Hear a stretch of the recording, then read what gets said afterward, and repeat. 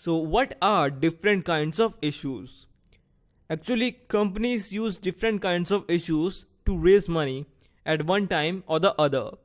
So I'm going to explain every issue one by one in this tutorial. So there are typically three main types of issues, and these are rights issue, public issue, and preferential issue.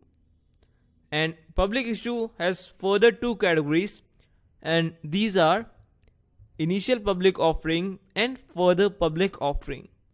Further public offering has also two subcategories, and these are fresh issue of shares and the other one is offer for sale.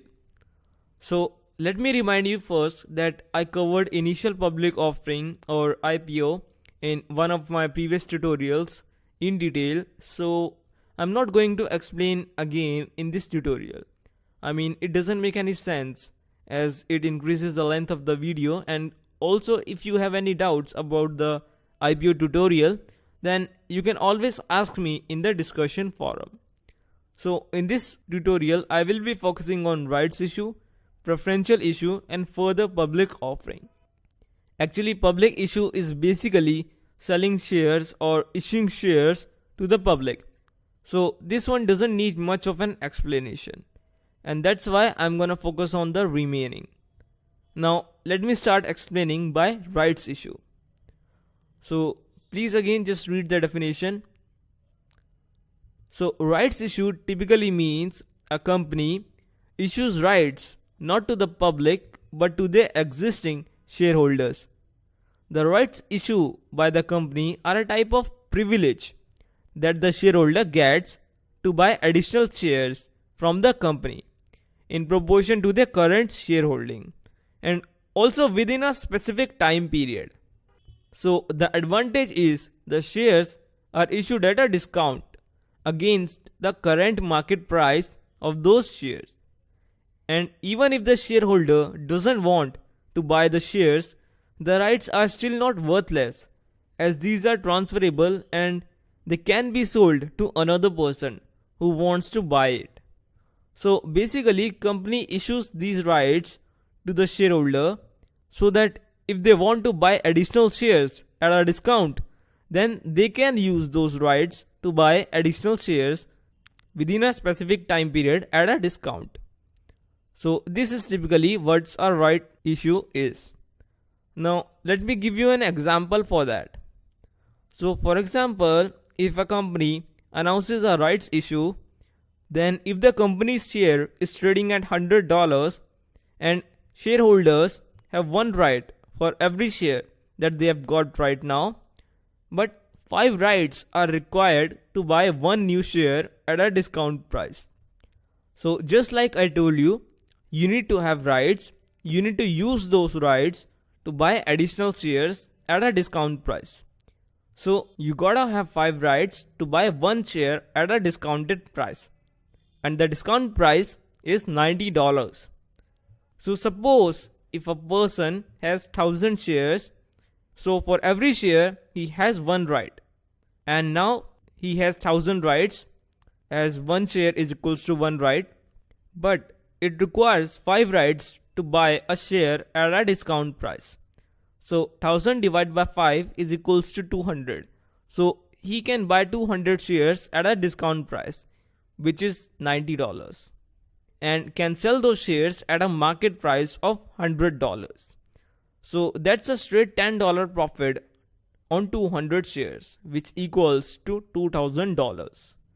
So in a nutshell, he can use the rights provided by the company, buy 200 shares at discount price, which is $90, and straight away make a profit of $2000. And that's basically what a right issue is. Now coming to the preferential issue.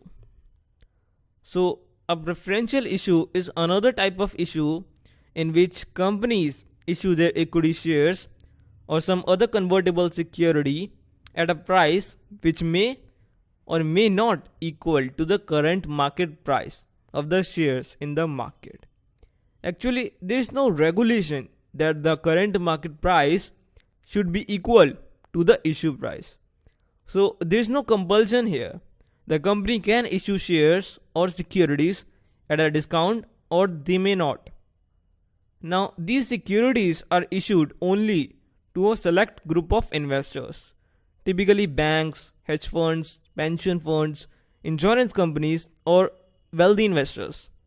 And in this case, public is not involved anywhere near, and only a select group of investors are considered in case of allotment of shares. And sometimes when the company wants funds but don't want to go through all the paperwork, formalities, regulations and other complex stuff when going public, then preferential issue is a better option.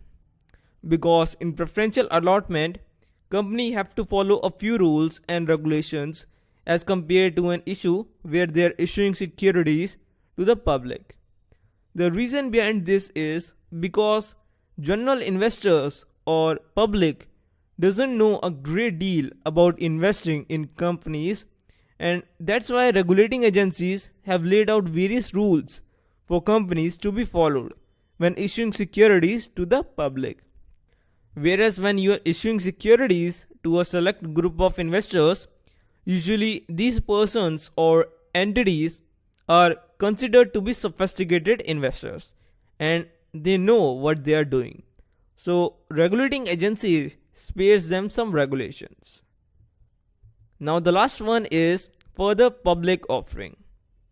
So a follow-on public offer, also called further issue, is an issue of additional securities or typically shares when an already listed company in the stock market makes either a fresh issue of securities to the public or an offer for sale to the public through an offer document.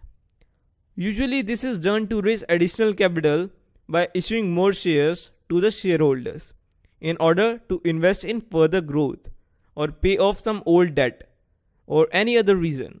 But sometimes there is an offer for sale by companies' large shareholders or those having majority of shares.